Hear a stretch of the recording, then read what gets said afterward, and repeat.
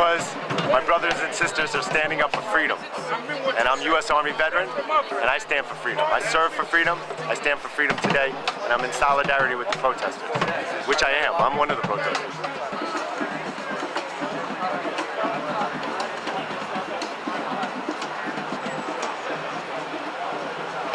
Pershing missiles were located in West Germany in the 80s, and thousands of Germans protested and got arrested to get rid of these weapons.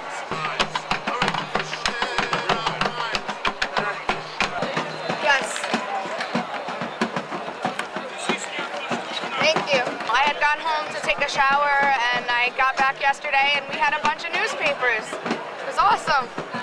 The crowd of people had widened out so that we were walking the entire width of the roadway toward Bklyn. And at that point, there was commotion up ahead, and then there was a shout to, everybody sit down, everybody sit down.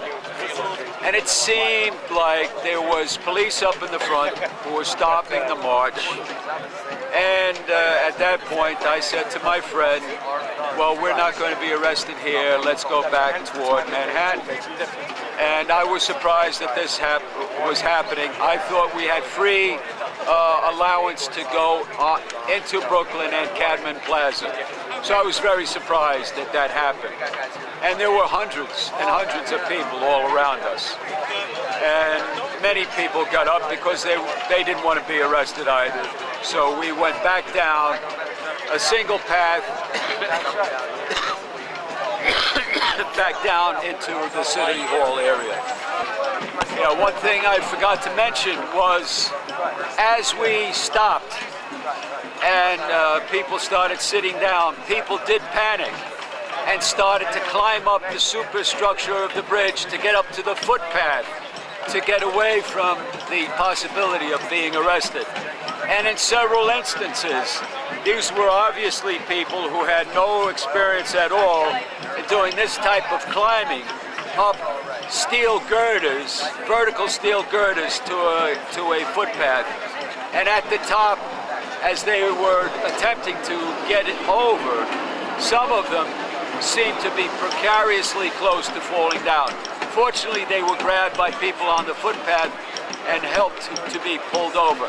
But it was a completely, terribly dangerous situation for many, many people on both sides of the roadway. People on the right side were standing on the edge of the bridge, holding on to the vertical beams going up, and they could have easily, if there had been a gust of wind, some of them could have lost their balance and falling over.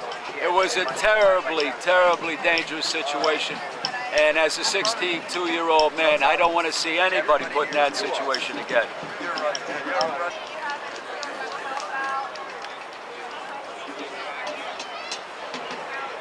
And a lot of people come down just to sightsee.